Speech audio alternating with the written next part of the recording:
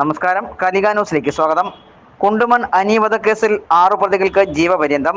2015 ഫെബ്രുവരി 12-ന് ചാത്തന്നൂർ ചിറക്കരയിൽ കാരങ്കോട് ചരിവിള പുത്തൻ വീട്ടിൽ അനിൽകുമാർ എന്ന കുണ്ടുമൺ അനിയെ വെട്ടിക്കൊലപ്പെടുത്തുകയും സുഹൃത്ത് ഉളിയനാട് കണ്ണേറ്റ ജിതി ഭവനിൽ രാജേഷിനെ വെട്ടിക്കൊലപ്പെടുത്താൻ ശ്രമിക്കുകയും ചെയ്ത കേസിലാണ് വിധി പറഞ്ഞത്. വിചാരണയ്ക്കിടെ 2 പ്രതികൾ ജീവനൊടുക്കുകയും ഒരാൾ രോഗം ബാധിച്ച് മരിക്കുകയും ചെയ്തിരുന്നു. 8 പ്രതികളെ കോടതി വിട്ടയക്കുകയും ചെയ്തു.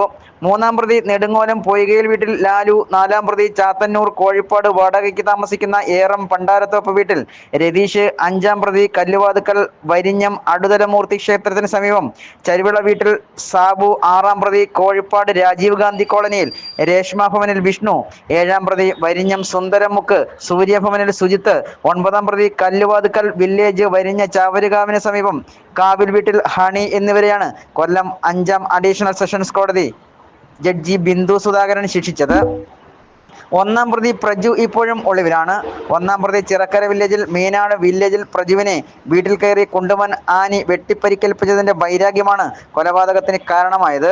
വരിഞ്ഞം വൈലിക്കട ക്ഷേത്രത്തിലെ ഉത്സവത്തിന്റെ നാടൻ പാട്ട് കേൾക്കാൻ എത്തിയതായിരുന്നു കുണ്ടുമൺ അനിയും രാജേഷും.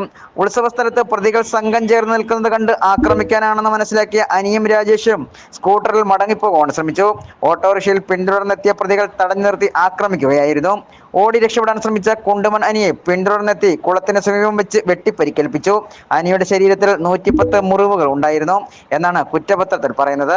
കേസിന്റെ വിചാരണ തുടങ്ങിയപ്പോൾ ആദ്യ ദിവസം കോടതിയിൽ ഹാജരായ 1-ാം പ്രതി പിന്നീട് ഒളിവിൽ പോയി. 2-ാം പ്രതി സേതു, 13-ാം പ്രതി വിനു, 17-ാം പ്രതി സന്തോഷ് എന്നിവരാണ് വിചാരണയ്ക്കിടെ മരിച്ചത്. ഈ കേസിൽ മുഴുവൻ 18 പ്രതികളായിരുന്നു ഉണ്ടായിരുന്നത്.